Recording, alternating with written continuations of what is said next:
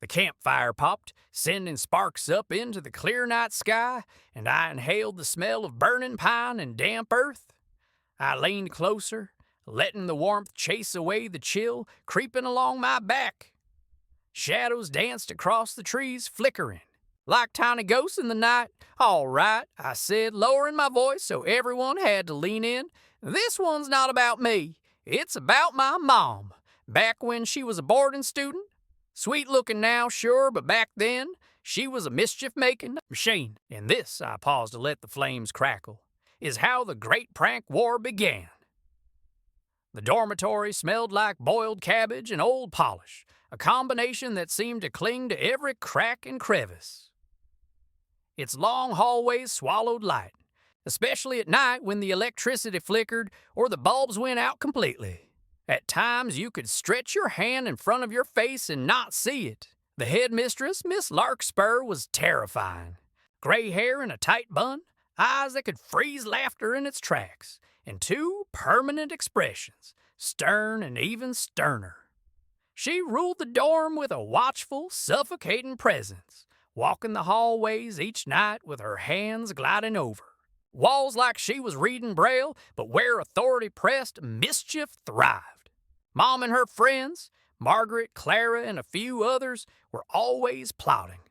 They whispered under blankets, passed folded notes that looked like tiny origami, and exchanged glances that promised trouble. One night, as rain pattered against the dorm windows, they lay in bed listening to Miss Larkspur's slow, measured footsteps. Tap, tap, tap.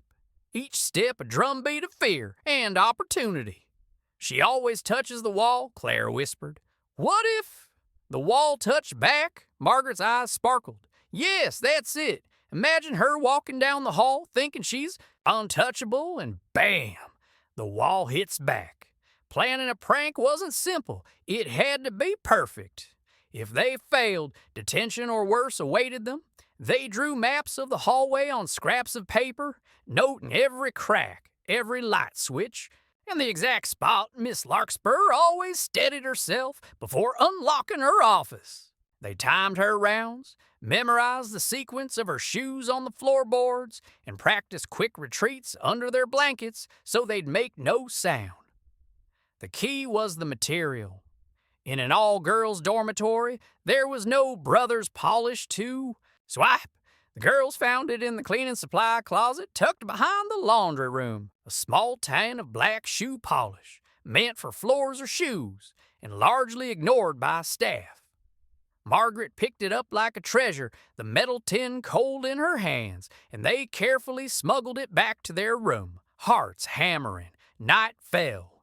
The dorm smelled of damp wood and faint mildew mixed with the remnants of the day's rain. Pillows clutched to muffle giggles, they slipped from their rooms, moving along the hall with the precision of spies. Every creak of the floorboards made them freeze in place, holding their breath as if it would make the walls themselves hear them. Finally, they reached the perfect spot. Clara opened the tin, the polish smelling sharp and oily, almost like burnt chocolate. Using an old rag, she carefully spread it across the wall where Miss Larkspur would naturally place her hands. Not too high, not too low. Just the right height to guarantee a smear across the face. Margaret pressed gently, tracing the edges, making sure no drip betrayed them prematurely. They stepped back, staring at their handiwork, hearts pounding, trying to keep from laughing right then and there. The stage was set. The prank was ready. They scrambled back to their beds, pretending to be asleep as the faint tap, tap, tap echoed down the hallway. The night stretched, tense and quiet. Every shadow in the hall seemed to twitch with potential disaster. Mom lay under her covers, eyes wide, trying to hear everything without making a sound. Tap, tap, tap.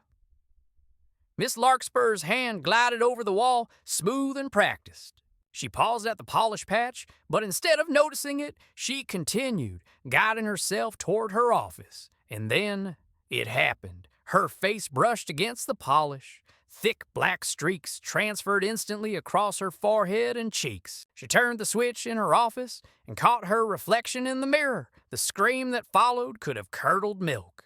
Not a polite gasp, not a mild shriek. This was a full-throated, ear-splitting wail that ricocheted down the hall.